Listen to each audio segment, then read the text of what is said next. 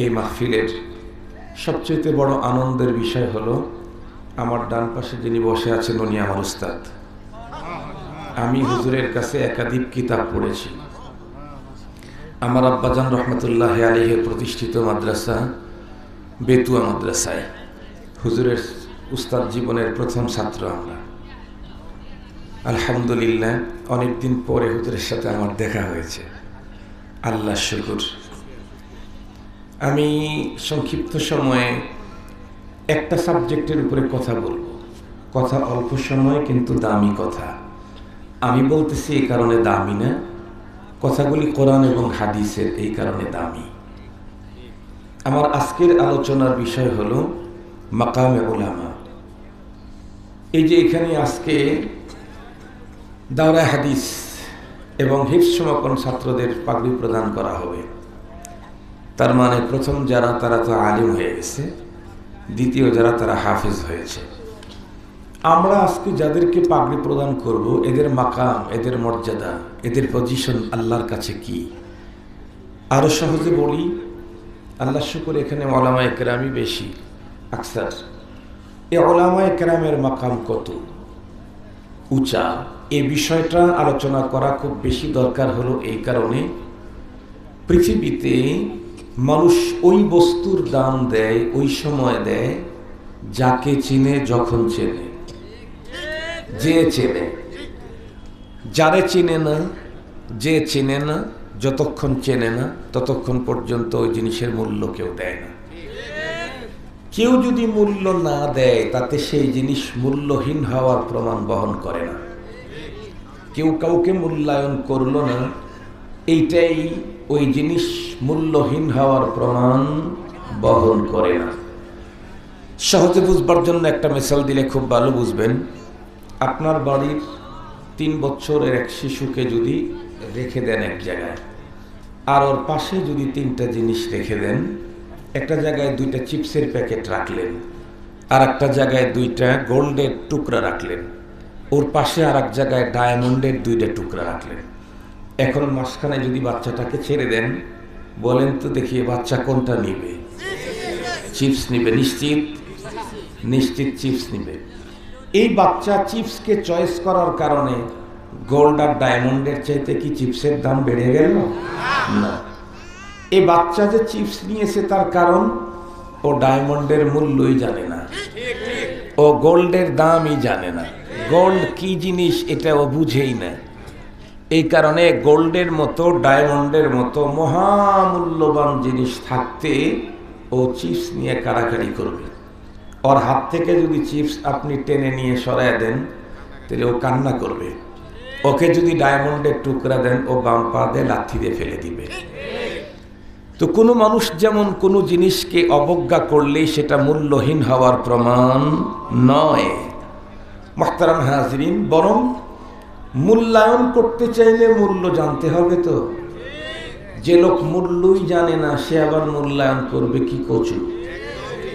আমাদের দেশে বর্তমানে দেখতেছি কিছু মুসলিম মুমিন নিজেদেরকে মুমিন মুসলিম বলছে, আবার কেউ কেউ নিজেদেরকে দিনদারও দাবি করছে, কিন্তু তাদের অন্তরে উলামায়ে কেরামের প্রতি বিদ্বেষীপূর্ণ মনোভাব তুঙ্গে চলতেছে।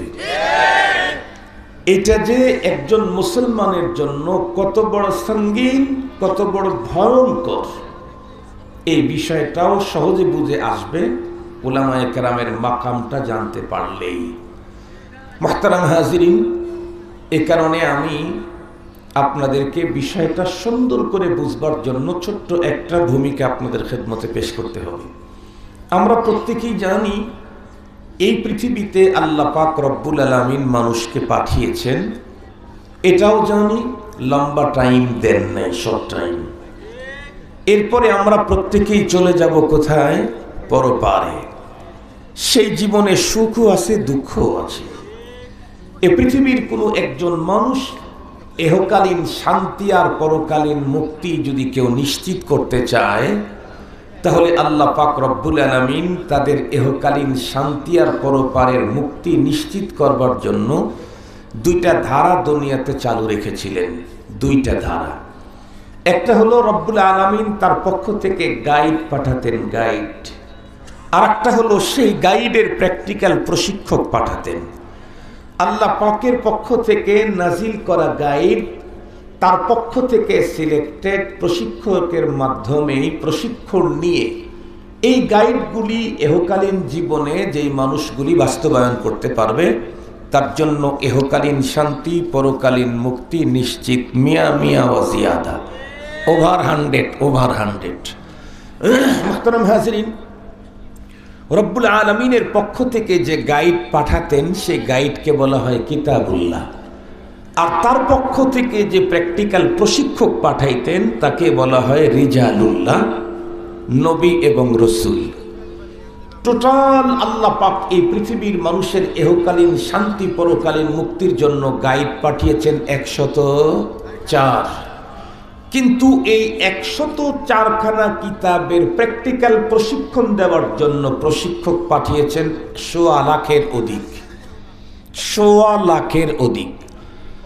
গভীরভাবে বিষয়টা একটু ভাববেন। নাম্বার 1, এহকালীন শান্তি আর পরকালীন মুক্তি মানুষের নিশ্চিত করবার জন্য রব্বে কারিমের গাইডকে অবশ্যই মানতে হবে, বিকল্প কোনো পথ নাই। কিন্তু সেই গাইডকে মানবে কেমনে? এর জন্য আল্লাহ পাকের পক্ষ থেকে প্রেরিত প্রশিক্ষকের প্রশিক্ষণ নিয়েই মানতে হবে, এটারও বিকল্প কোনো পথ নাই। কোনো মানুষ নিজে নিজে আসমানি গাইড, ভাষার পণ্ডিতের কারণে তার ভাষার উপরে প্রচুর পাণ্ডিত্য আছে, সেই দিক থেকে সে নিজে নিজে আসমানি গাইডগুলি পড়ে পড়ে পথ বের করবে না। ও নিজে গোমরা হবে, একটা জাতিকে গোমরা বানানোর ইমাম হয়ে যাবে। ও নিজে গোমরা হবে আর গোমরাদের কি হবে? ইমাম হবে। মুহতারাম হাজিরিন, সহজে বুঝবার জন্য বলি, সর্বশেষ গাইড আমাদের কাছে যেটা এসেছে সেটা হলো কোরআনুল কারীম।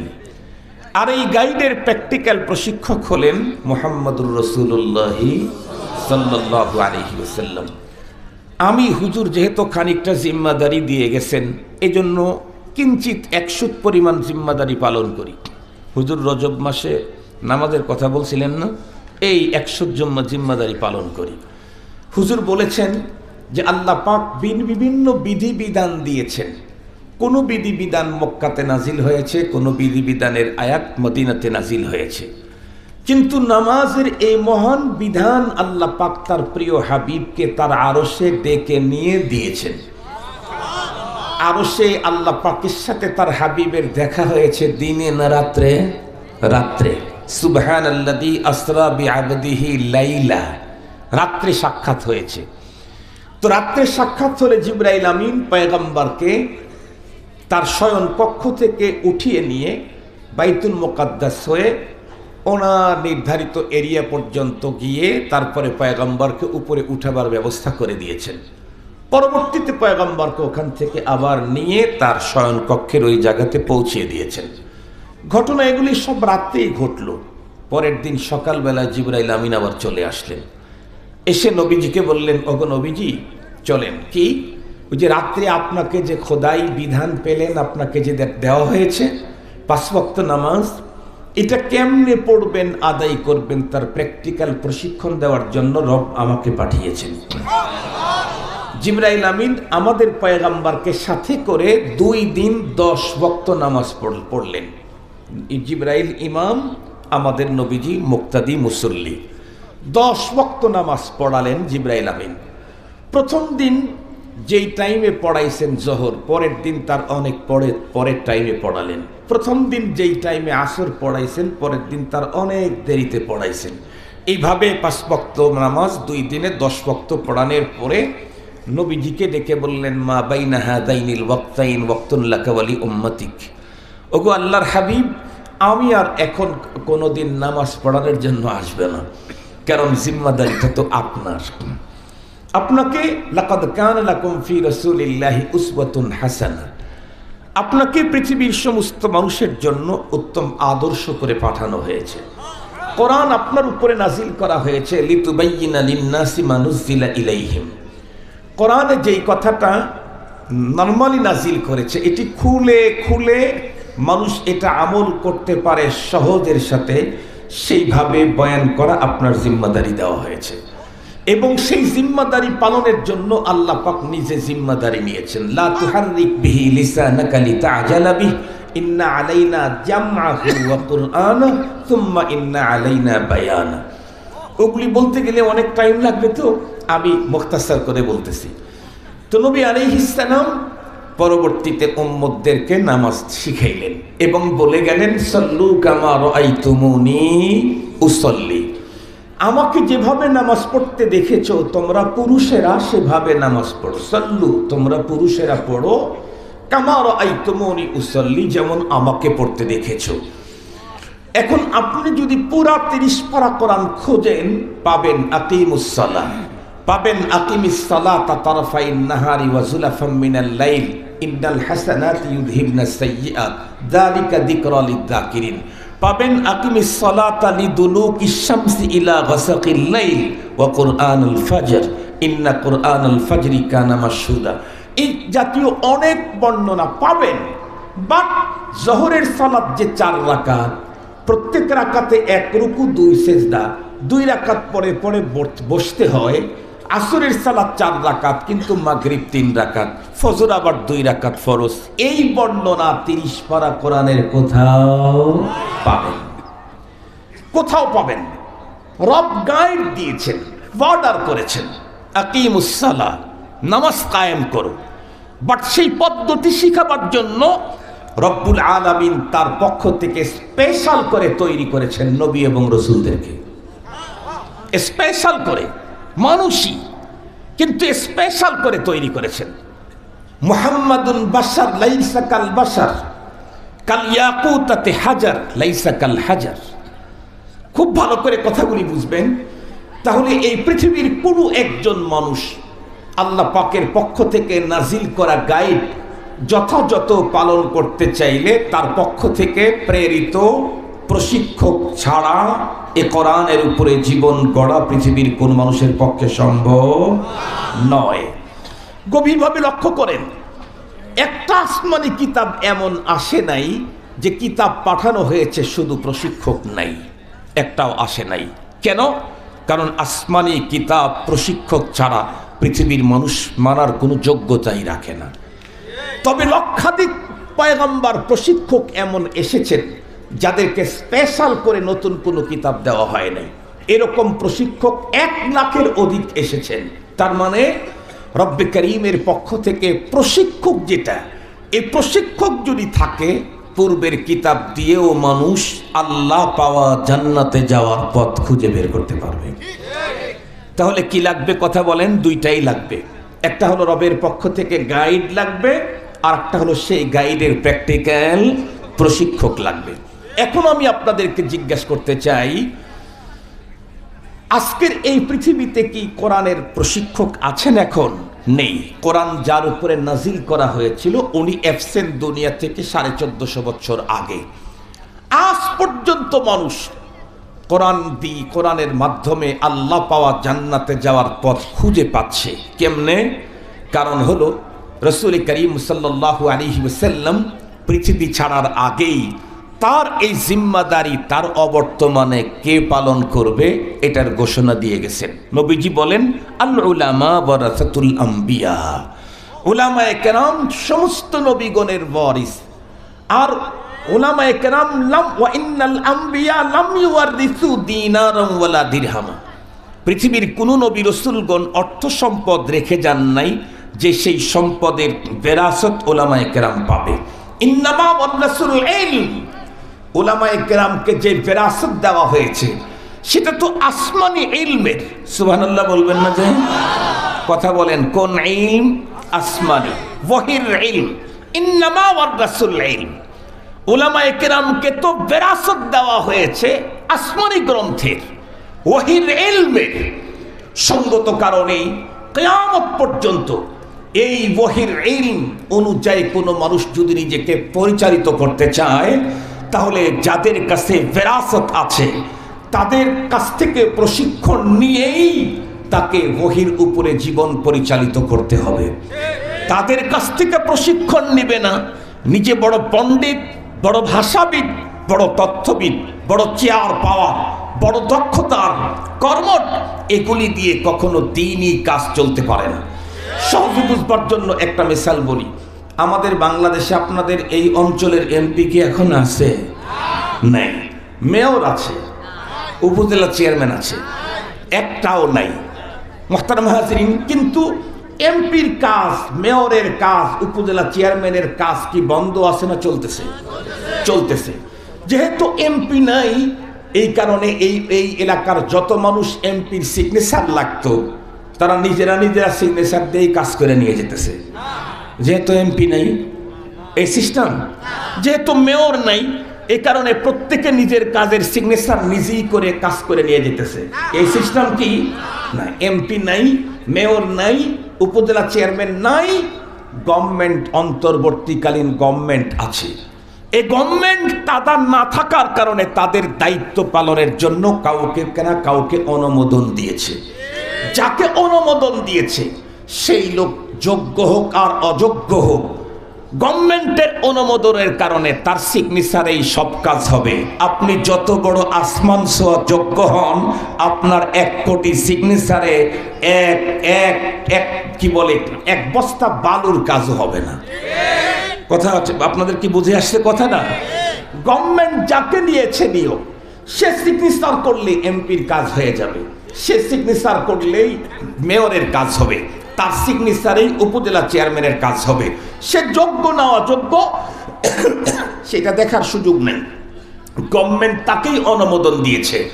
গভর্নমেন্ট যদি কাউকে অনুমোদন দেয়, সে ছোট হোক আর বড় হোক, এদেশের রাষ্ট্রীয় কোনো কাজ করতে চাইলে তার সিগনেচার ছাড়া যেমন হয় না, মুহাম্মদুর রাসূলুল্লাহ উলামায়ে কেরামকে অনুমোদন দিয়ে গেছেন, তাদের সিদ্ধান্ত ছাড়া ধর্মের কোনো কাজ চলতে পারে না। আপনি নিজে পণ্ডিতি করবেন, নো রাইটস। আপনি নিজে পণ্ডিত করবেন, নো, এই পারমিশন আপনার নাই, এই অনুমোদন আপনার নাই। এটা আপনার জন্য কখনোই কল্যাণকর হবে না।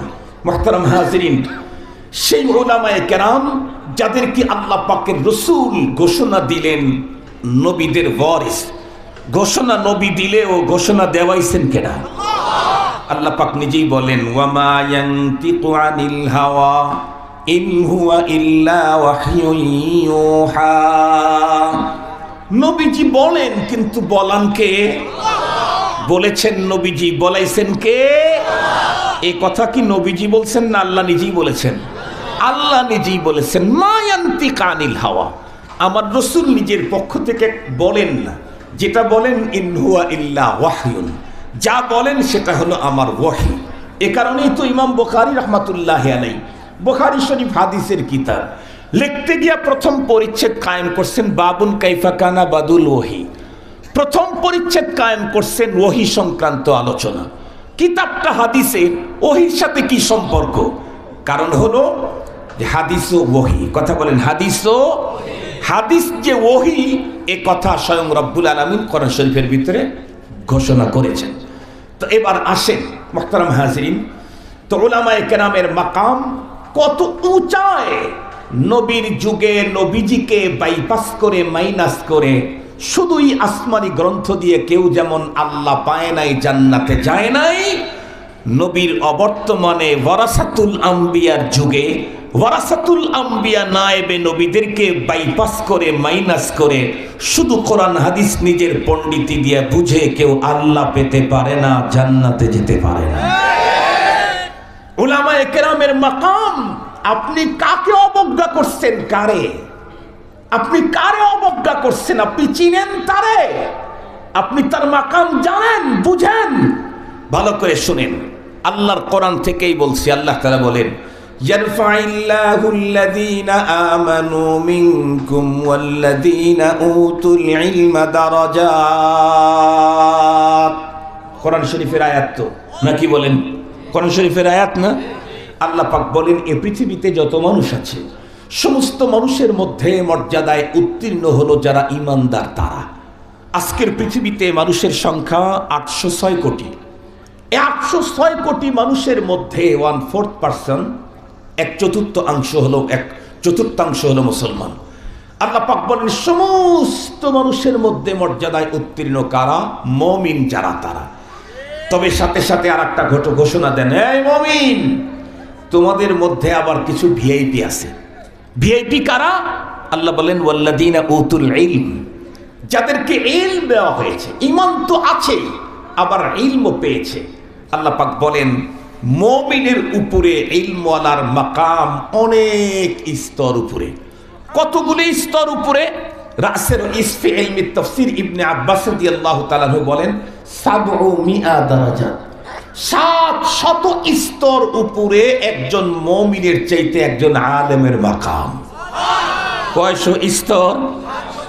একটা স্তর কতটুকু উঁচা? আমরা যে যখন ওই যে উপর তলায় উঠি, সিঁড়ি যেমন 6 ইঞ্চি উঁচা উঁচা, এই এতটুকু উঁচা, এরকম 700 দরজা।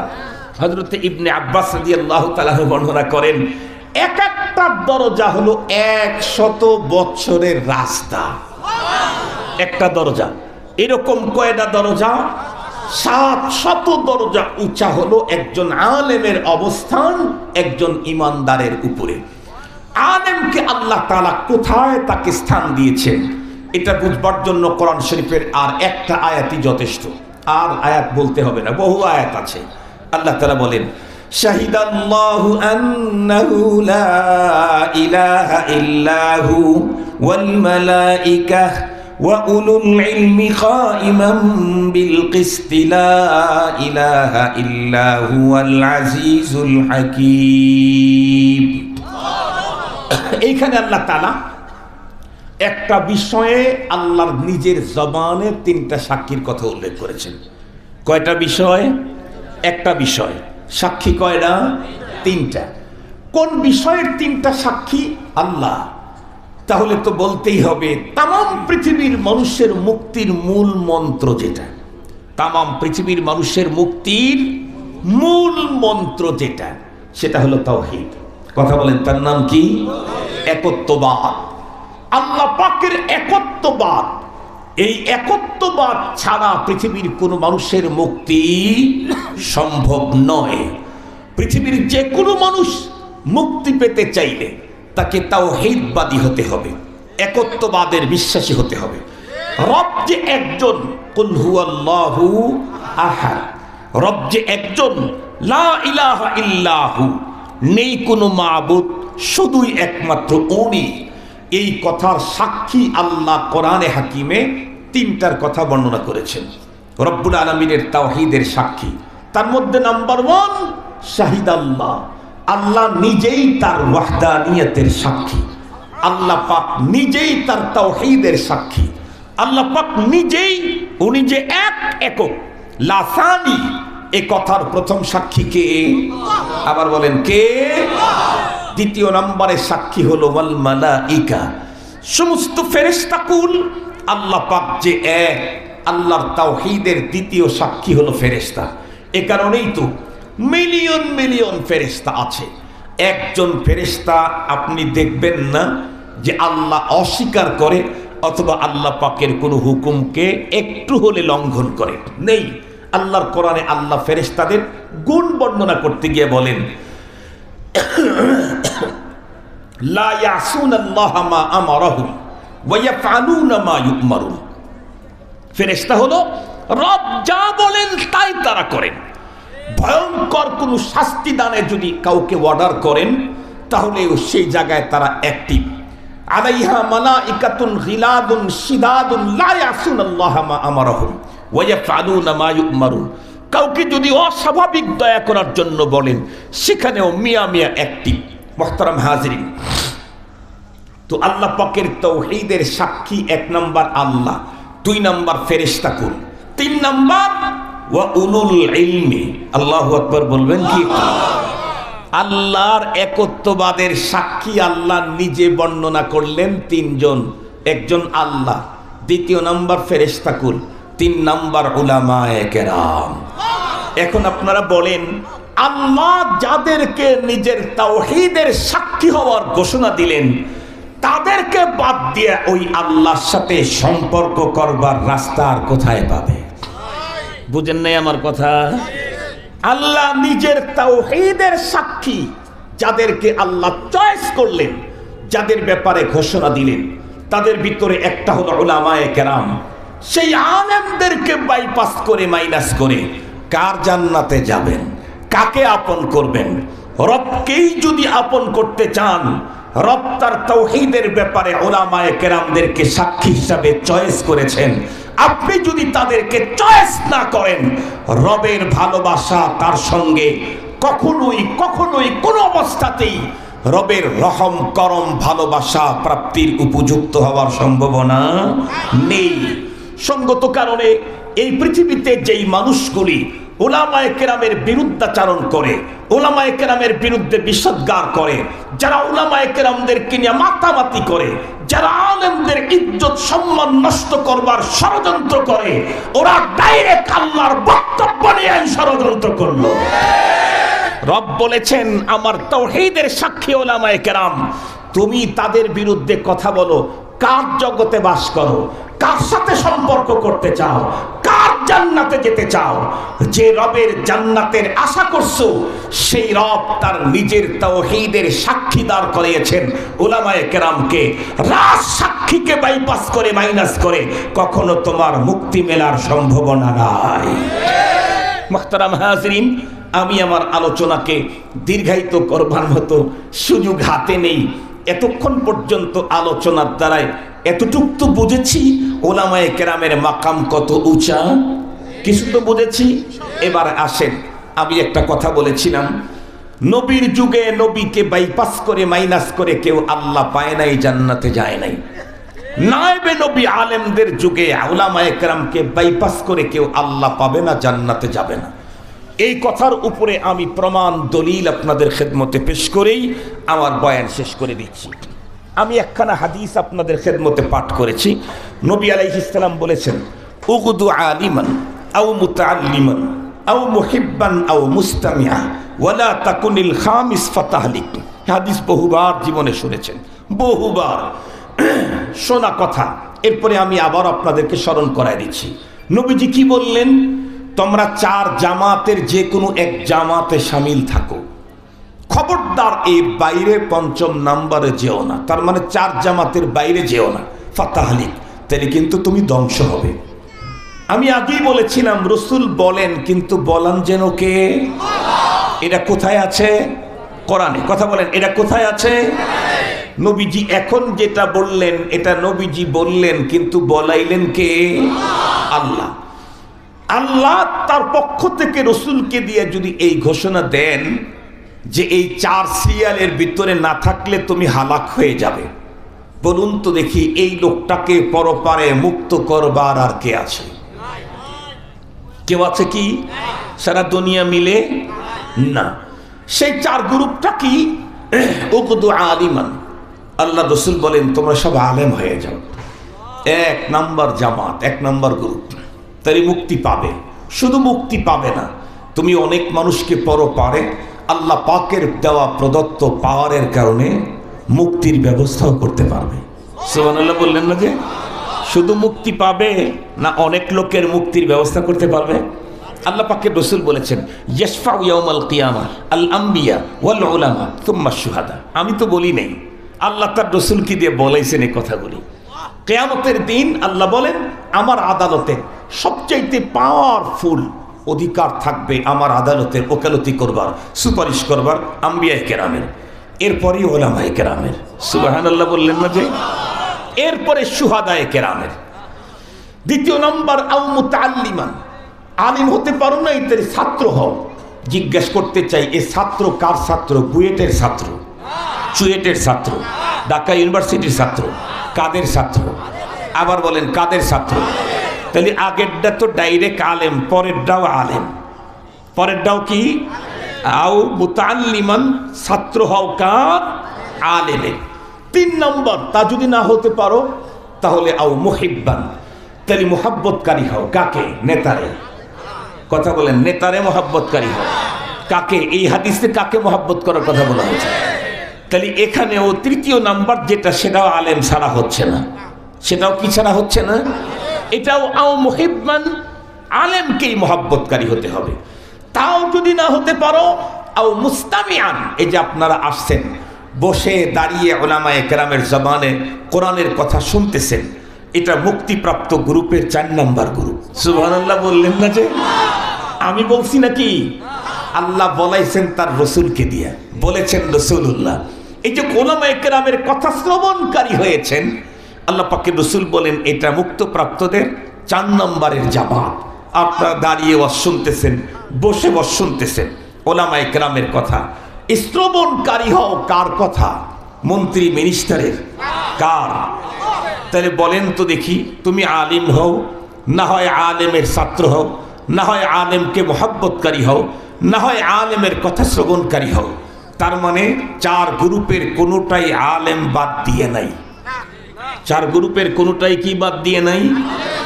তার মানেই হলো ওয়ালা তাকুল খামিস, এর পরের কোন গ্রুপে তুমি ঢুকো না। তার মানে এমন কোন জামাতে যেও না যেই জামাতে আলেম নাই, তাইলে কিন্তু তোমার হালাক, তাইলে তোমার ধ্বংস নিশ্চিত, তাইলে তোমার ধ্বংস অনিবার্য। মুহতারাম হাজিরিন, এ কারণেই আমি শর্ট করে বলেছিলাম, নবীজির যুগে নবীজিকে বাদ দিয়ে কোনো মানুষ যেমন আল্লাহকে পায় নাই, জান্নাতে যায় নাই, নবীজির অবর্তমানে নায়েবে নবীদেরকে বাইপাস করে মাইনাস করে কোনো মানুষ আল্লাহ পেতে পারে না, জান্নাতে যেতে পারে না। আল্লাহ শুকুর, আপনাদের যেই প্রতিষ্ঠানের মাহফিলে আপনারা এসেছেন, এই প্রতিষ্ঠানে আলেম তৈরি করে। সুবহানাল্লাহ বললেন না? আমাকে এক লোক বিভিন্ন সময় বিভিন্ন লোক প্রশ্ন করে যে হুজুর আপনাদের মাদ্রাসায় ডক্টর হয় না, ডাক্তার হয় না, প্রকৌশলী হয় না, ইঞ্জিনিয়ার হয় না, অমুক হয় না, তমুক হয় না, এই খালি মোল্লা বানান আর কি করেন, আলেম বানান আর কি করেন? তা আমি তাদেরকে অনেক কয়টা জব দিই, এতগুলো জব দেওয়ার টাইম নেই, একটা জব আপনাদেরকে দিই। আমাদের আজকের এই মাহফিলটা 4 কোণা, এই এক কর্নার, ওই এক কর্নার, ওই এক কর্নার, ওই এক কর্নার। ধরেন এইখানে একটা মুড়ির মিল আছে, প্রতিদিন 5 টন মুড়ি এখান থেকে প্রোডাকশন হয়। ওইখানে চানাচুরের মিল আছে, ওখানে 6 টন বের হয়। ওইখানে চিপসের মিল আছে, ওখানে 7 টন বের হয়। আর এই পাশে একটা আছে হলো ডায়মন্ডের মিল, এখান থেকে প্রতিদিনে মাত্র 5 কেজি ডায়মন্ড বের হয়। কথা কি বুঝতে পারছেন আপনাদেরকে? এখন মুড়ির মিলওয়ালা যদি আর ওই চানাচুর আর চিপসের মিলওয়ালা যদি ডায়মন্ডের মিলওয়ালাকে বলে, এই মিয়া তুমি কি মিলই করলা, আমাদের প্রতিদিন 5 টন প্রোডাক্ট হয়, আমাদের 6 টন হয়, আমাদের 7 টন হয়, কি মিল করলাম, মিলা সারা দিন মিলা মাত্র 5 কেজি বের হয়। এই কথা যদি কেউ বলে, তাহলে সেই মিলওয়ালাদেরকে সুস্থ বলবেন না পাগল বলবেন? নর্মাল পাগল না সিরিয়াস পাগল? নর্মাল পাগল না সিরিয়াস পাগল? কেন? ওর ওইখানে 5 কেজি বের হয়, ওর 1 তোলার দাম দিয়া 3 মিল কেনা যাবে, মেলের মালিক কেউ কেনা যাবে। ঠিক বললাম না? ঠিক বললাম? বের হয় কয় কেজি? 5 কেজি। ওর 1 তোলার দাম দিয়ে এই 3 মিলের যে প্রোডাক্ট মিল আছে, মিলও কেনা যাবে, মিলের মালিকরেও কেনা যাবে। তো যার 1 তোলা দিয়ে তোদের 3 জনকে কেনা যাবে, সেই 3 জন এসে যার কাছে ওই রকমের 5 কেজি বের হয়, তার সামনে ভাব দেখানো যেমন সিরিয়াস পাগলামি, কওমি মাদ্রাসার উপরে অন্য কোনো প্রতিষ্ঠান করে ভাব দেখানো এর চাইতে বড় সিরিয়াস পাগলামি। এই জন্য আমি বলি যে আপনাদের ওখান থেকে ডাক্তার বের হয়, ইঞ্জিনিয়ার বের হয়, প্রকৌশলী বের হয়, ডক্টর বের হয়, ব্রিগেডিয়ার, লেফটেন্যান্ট, কর্নেল, জেনারেল, অমক তমক, ওসি, ডিসি, এসপি, 3 দিন পর্যন্ত কইলাম, সব বের হয়। কিন্তু আমাদের এখান থেকে কি বের হয়? নায়েবে নবী বের হয়। কথা বলেন, আমাদের এখান থেকে কি বের হয়? সারা দুনিয়ায় আর একটা জায়গা দেখা, আর একটা জায়গা দেখা যেখানে নায়েবে নবী বের হয়, নায়েবে নবী তৈরি হয়। আল্লাহ তাআলা আমাদের সকলকে আলোচিত কথা বুঝবার তৌফিক দান করুক। আখিরু দাওয়ানা আলহামদুলিল্লাহি রাব্বিল আলামিন। আসসালামু আলাইকুম।